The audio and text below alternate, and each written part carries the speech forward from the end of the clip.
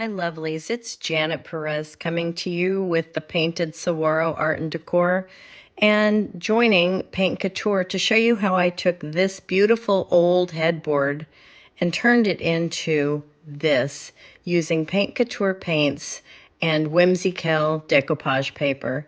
So sit back and watch me as I take you on the journey of how I took this piece that had been sitting in a barn for literally decades and made it into something beautiful that someone is going to love in their guest room or a special room in their home someday soon, hopefully.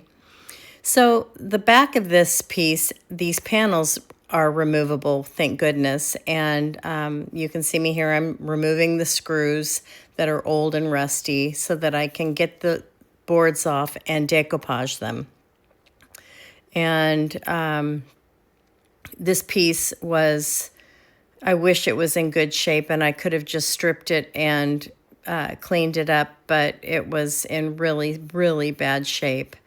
So I am cleaning it and cleaning it and cleaning it some more. I used bleach and water, and then I used some crud cutter, and then I used some vinegar water to clean all of the residual bleach and crud cutter off.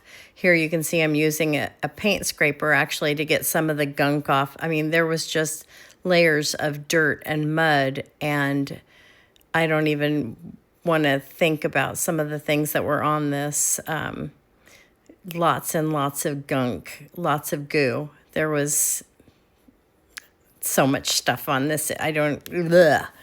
But I can tell you that they are completely dirt and grime and gook free now. So I spent hours rebuilding and cleaning these pieces because there is a headboard and a footboard. And I've also made some new side rails for this piece as well. It is a full-size bed, 54 inches wide by 75 inches long, and it is so beautiful. You're going to love it when it's done. So hopefully you'll be able to follow along with me. So these again are the panels that go into the insert, and here they are dry, and I am using Arctic White, which is a mineral paint by Paint Couture, for my backdrop of my decoupage paper. You generally want to use a white backdrop for your decoupage so that you get the true colors coming through on your decoupage paper. Sometimes if you want a really dark effect on your decoupage, you can put a darker color behind them, but I always like those colors to pop. So the paint is dry. I let it set overnight, and here's my decoupage paper. It is called Baroque Patina by Whimsykel Designs, and it is so beautiful. And the colors from this paper are what I use to drive my inspiration for this entire bed. You can see there I spritzed the back of it with my mister bottle to get the wrinkles out, and now I'm laying it down and I'm using some saran wrap to get the wrinkles out. And I'm using my Extreme Guard flat top coat as my decoupage medium. It works beautifully to adhere the paper to the board. And then I use that saran wrap. And as you can see, I've got sort of a spreader there. It's one of the spreaders that you can get on Amazon with the felt edge on it. You want to be really gentle with your paper, of course, but using the saran wrap and that felt-lined spreader works beautifully when you're laying your paper down. And I like using a top coat when I'm putting down decoupage paper because it's kind of forgiving. You can, as you'll see me do several times, you can lift the paper up gently and lay it back down if you get a wrinkle that you want to kind of lift and relay down. But you can see I'm working from the middle and working my way up and out. And that's the important part when you're decoupaging, is up and out and being very gentle and taking your time. Remember, this is 4 times the speed of what I actually did here. So it may look like I'm doing this really quick, but I'm taking my time so that I get no wrinkles. I'm making sure that I get that top coat coverage, not too thick, not too thin, and really even. I don't want any globs under it. I don't want any holidays or missed spots. I want to make sure that I get complete even coverage underneath that paper so that it adheres and I don't get any bubbles, because that's typically why you will get bubbles under your paper, is if you miss a spot by not getting your decoupage medium under the paper, or if you get it too thick and it will kind of bubble up under there where it's not able to lay down flat on your board. So here I'm using the saran wrap and just sort of gently pressing out any of the wrinkles that are there. And you just, again, take your time with this. If you've never decoupaged before, I recommend that you possibly start on just a small, like 8x10 board, and maybe use gift wrap paper, Christmas gift wrap paper, or something to practice with, something that isn't an investment for you, just so that you can kind of get a feel for how to do it and what technique works best for you. I know there's a lot of different artists out there that have a lot of different techniques. I've tried probably every technique out there, and this is the one that works best for me. So I'm just wrapping up this decoupage. I will sand off the edges and make them smooth and flush to the edge of the board, pressing down to make sure that it's all adhered perfectly, and then we're all set with the decoupage. I've done both panels, so they're done. Here is the front of that piece, and as you can see, it is grungy, grimy, and so more cleaning ahead. Bleach water to get the moldy grunge off of there. Again, dirty. This is the iFlex scroll number IFW2855, and I've got little red lines there of where I cut it with a razor blade. And this is sort of the main part of one of those scrolls. It's a 2-piece scroll, so they're mirrored images of each other. There was originally an applique on this piece that I had to scrape the glue off of because they were missing. So I'm using parts of this iFlex mold or scroll on this, and just gluing them on. I'm using clamps to hold them on there. I'm using bits on each side of this and clamping them on after using my Tight Bond glue, wood glue.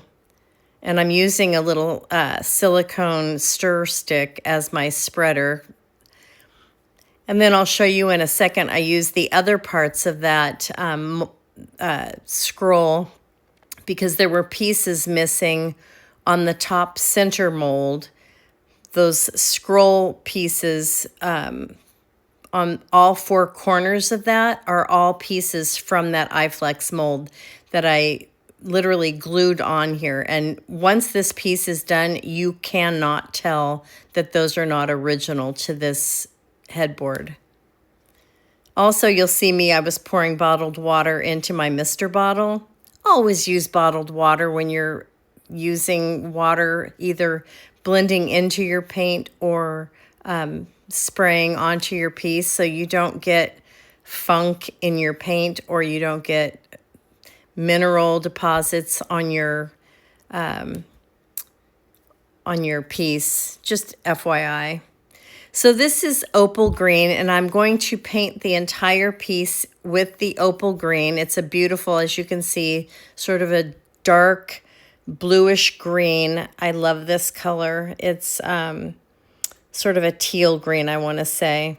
And of course, I let those appliques dry completely before I started doing this. And so the entire headboard and footboard will get this color painted on them. And once I get this done, you'll see what I'm going to do next. I'm going to grab the paint color Sophia, which is another mineral paint color, and I'm just sort of stippling that over and blending it in with the opal green to sort of give it a mottled effect on the, as sort of a secondary base coat, I want to say, because this definitely isn't the final finish on this piece, but it will give it a second layer of depth. And obviously I wanted to highlight these raised pieces on this headboard, but then as I started to paint them that Sophia blue, I thought they looked like eyebrows and they looked a little funky, so then I wanted to soften them up or bring them back down a little bit, so I had to play with those quite a bit to make them not look like eyebrows anymore. So you'll see me work on those quite a bit. But I'm just stippling and working with that opal green and that Sophia blue to create this mottled look. And the reason I didn't paint that board along the bottom there at this juncture is because I needed to rebuild the structure of that. This entire piece was essentially rebuilt from the ground up. It's about 150 years old, and everything about this piece needed to be rebuilt as I went through it. So I had to shore up the strength of that bottom board before I painted it. So that's why it wasn't painted at this point, but I do paint it later on. So once I get this base coat, secondary base coat done, I'm going to grab some Espresso milk paint, some Madagascar Mocha, some Firelight, some Coral Passion, and some Iron Oxide. And I'm going to just start playing with colors and pulling all of those colors in and blending them on this piece. And you won't really be able to see me doing it too much because my head is in the way quite a bit, and I apologize. And on my last video that I did for you guys, I mixed some of the Madagascar Mocha, the Firelight, and the Iron Oxide liquid pigment, and I made this really beautiful rust color. And I did that this time in order to use that rust color on this piece because there was a lot of rust in that decoupage paper, if you'll recall, and you'll see it again towards the end here. But and then with that Sophia up at the top there, which is that light blue. I love this blue. It's honestly the first time I've ever used the Sophia color. I'm almost dry brushing it over the trim on this, and I also use it on the posts because this is sort of a 4-poster bed, and I wanted it to look very rustic and very sort of old worldy, so I don't put a very heavy coat on, and you can see the wood peeking through it, and it looks really pretty. So you can see here at the top, I've got that rust color. I've got some of the Sophia worked into, some drips. I've got the Espresso coming down from that beautiful carved piece on the top of the headboard, and I'm kind of working it down on the sides and working it up from the bottom. That's the Coral Passion that I'm kind of pulling in from the bottom upward, along with the rust color that I created out of the Madagascar Mocha and the Firelight with a little bit of the Iron Oxide mixed in. And I'm just kind of working it around in random spots to create sort of a, I want this really kind of old Gothic-y, worn look on this piece.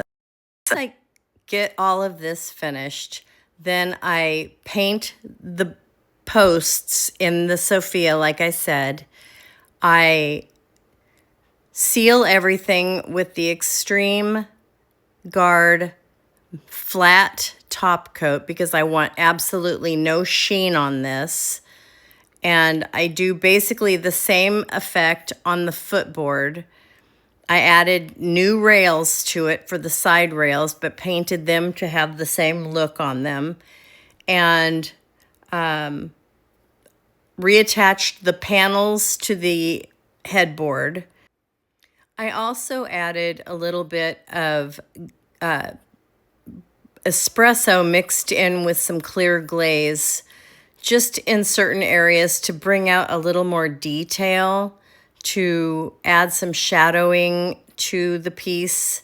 And I didn't show that on film because I sort of did it after I got it staged and set up. This piece is a beast and it's super heavy because it is solid mass wood. So moving it around is not easy once everything's put back together. But here is the staged photos that I took, and I would love to hear what your thoughts are on it. What do you guys think?